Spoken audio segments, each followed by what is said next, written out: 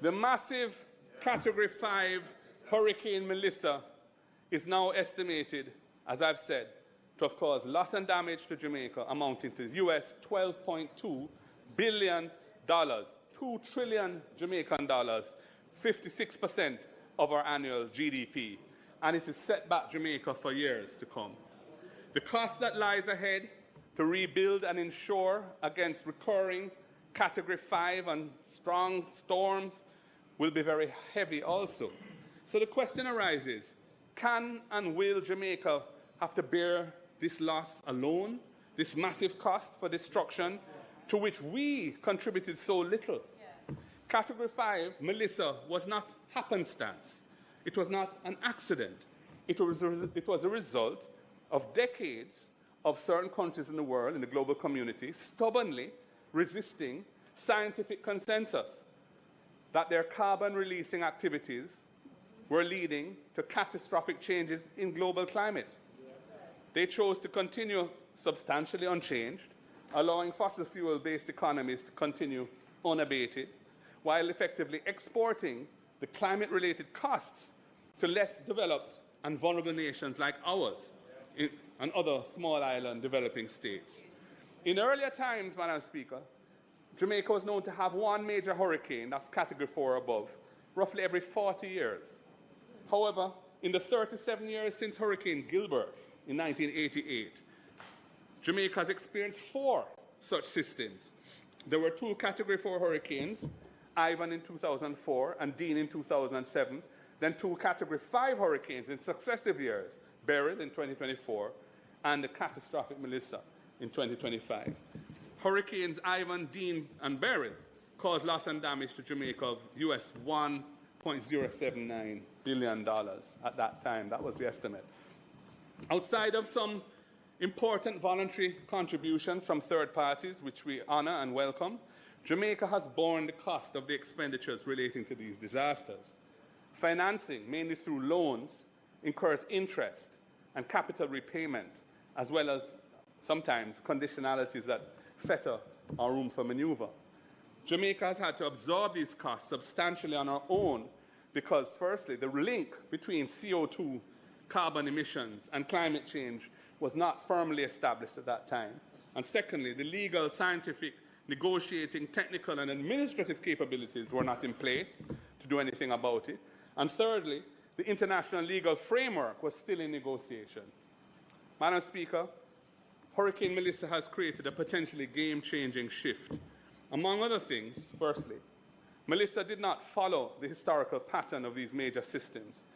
It was a tropical storm which, while meandering slowly, almost stationary in the Caribbean, intensified rapidly in these waters, where sea temperatures have reached 1.4 degrees above pre-industrial levels, and then it moved directly to Jamaica. It is generally accepted that Melissa's peculiar intensification and power were a climate-related phenomenon. Secondly, Hurricane Melissa struck Jamaica about 4 months after the International Court of Justice, the World Court, had issued a unanimous advisory judgment that states can be held liable for damages caused by climate change.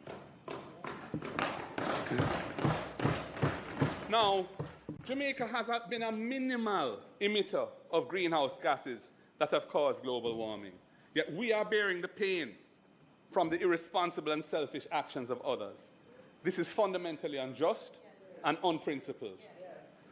As a major victim of the effects of climate disasters, Jamaica cannot remain docile and just passively assume a mountain of additional climate-related debt that will fetter and postpone our national development for decades to come. Our country has a duty to lead in its advocacy for fair and just compensation.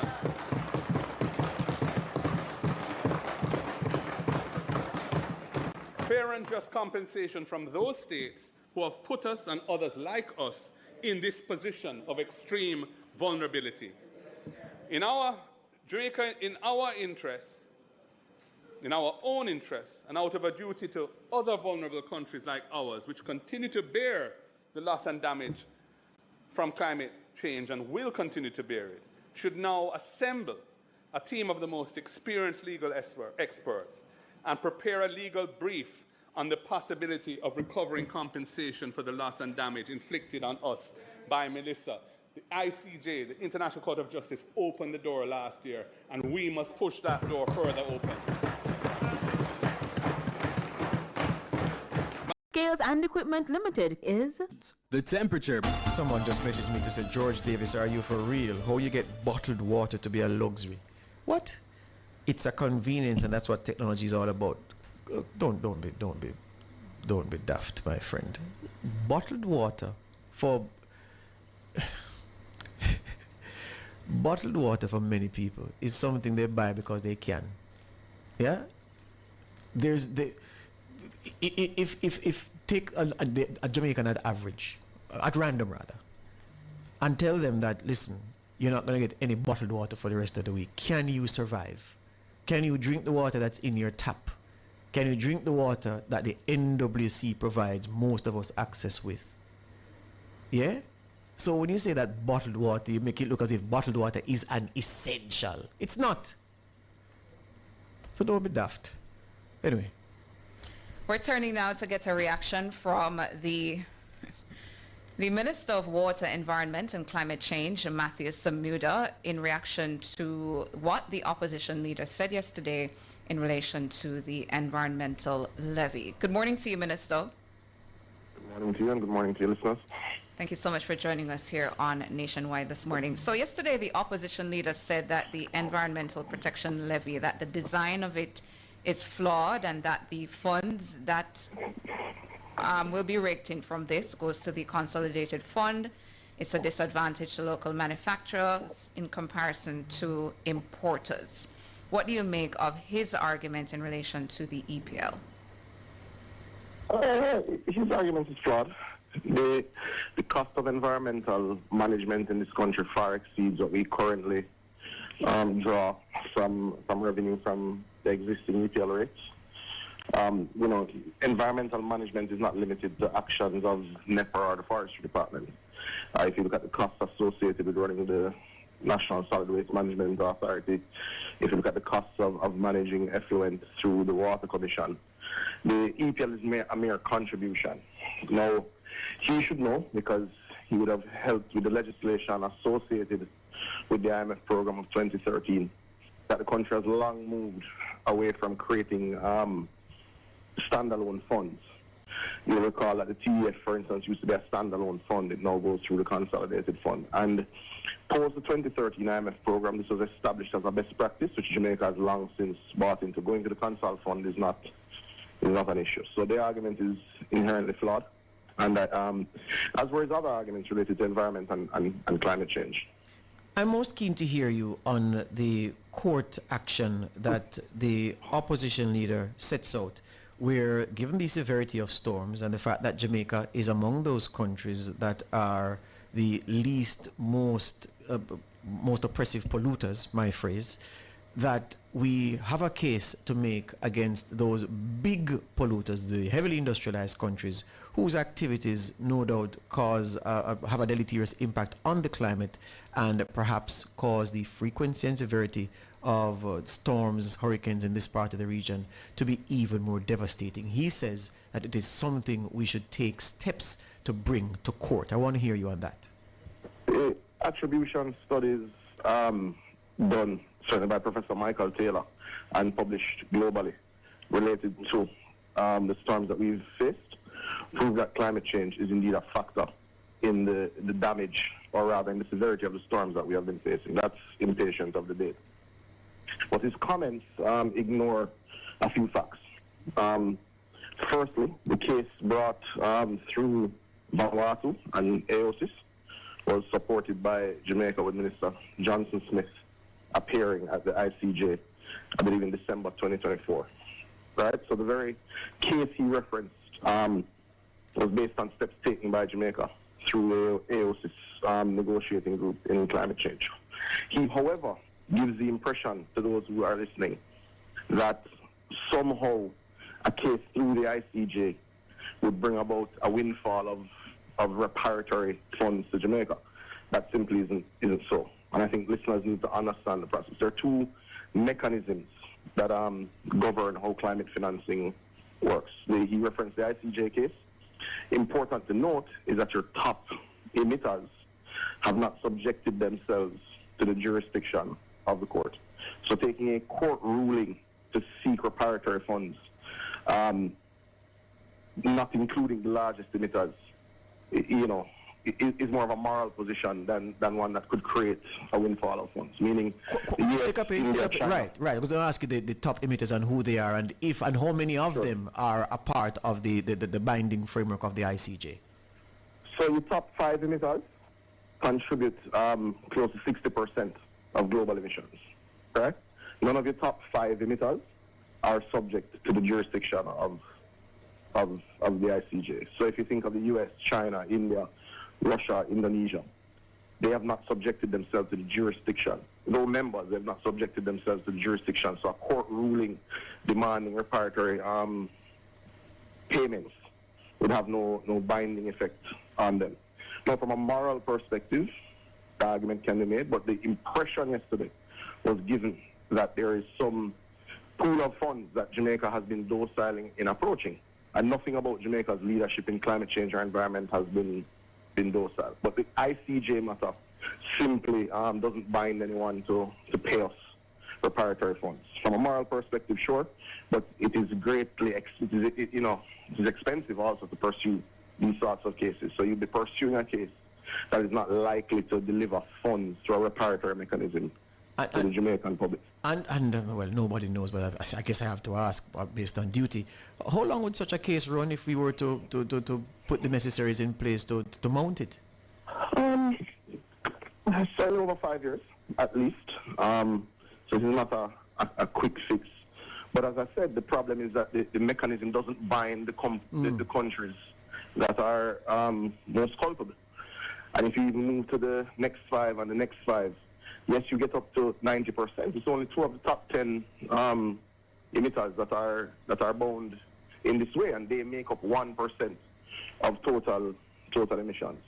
The other thing that he failed to explain or failed to understand, I'm not sure which one it is that Article 8 of the Paris Agreement, and the Paris Agreement is the global treaty that deals with how we approach climate change, was very clear because they refused to accept it, being the largest 20 emitters, that the need to reduce loss and damage is not to be read as a reparatory mechanism, meaning the global multilateral structure doesn't accept liability. It's actually stated outright. Now, it's wrong, and it's unfortunate, and it really puts SIDS and LDCs at a big disadvantage.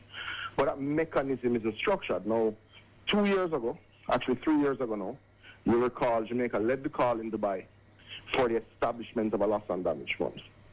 Jamaica led that call, right? That fund was operationalized last year in Brazil at COP30. Or rather, well, operationalized the year before, but we'll make payments this year. Jamaica has already made its first submission related to Hurricane Melissa. We expect to be formally advised of the amount that we'll be able to draw down in June of this year. So again, nothing docile about our leadership and our processes. But he doesn't understand the exact mechanisms that he's quoting from in terms of what is available and what isn't available. Now, 2 things to note. The GCF, which is the Green Climate Fund, the largest climate financing mechanism established, has, since its inception, invested $17 billion in climate change globally. Jamaica would have just gone through a $12 billion disaster. So I need listeners to understand that there's no magic pool of cash out there in the world, because people and larger states have not acknowledged their role in climate change. Yeah.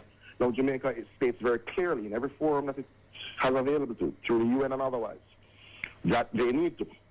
Jamaica has not been docile. If you look at the fact that the Prime Minister would have been appointed in 2017 by the SG, UNSG, to lead the climate finance efforts. And through that effort, with President Macron and the Americatar, he would have raised $70+ billion over that period. Jamaica was then asked to chair what's called the NDC partnership. nationally determined contributions, which is a mechanism under the Paris Agreement. So the very emissions cuts that have taken place globally were lobbied for and pushed by Jamaica.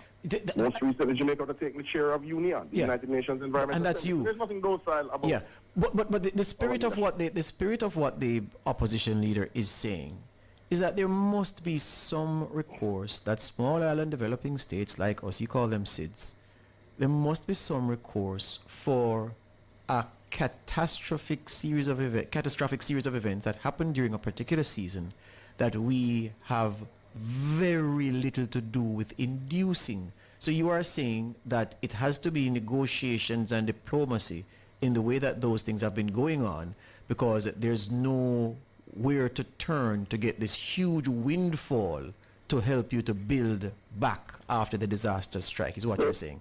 The loss and damage fund has $700 million US. That's the fund that exists for the global loss and Yes. global loss and damage. The ICJ has no jurisdiction over your largest emitters. So the point I want listeners to understand is that yes, there is a moral need for Jamaica to speak truth to power, so to speak. However, there isn't a pool of cash, as would have been suggested or could have been reasonably understood from his presentation yesterday, sitting and waiting. And a court case will not bind the largest, certainly through the ICJ, will not bind the largest emitters. Hear you on that. That mechanism simply doesn't exist. The other point of understanding is that yes, there is a way for small island states to manage financially post a disaster. One is the listing of catastrophe bonds. Jamaica did that. You recall the previous listing by then Minister Clark. Yes. Second space is to get your fiscal house in order and to have the standby agreement that Jamaica had with the IMF through the Emergency Resilience Fund, which wasn't a structural agreement. It was in place to make sure that Jamaica is able to deal with emergencies when they come and to deal with resilience. That is the world we live in, and Jamaica had both of those in place, which is why we'll be able to recover quickly from the disaster. Hear you this morning. Thank you for your time, Minister. All the best. Thank you. Minister of Water, Environment and Climate Change, Matthew Samuda, closing the front page.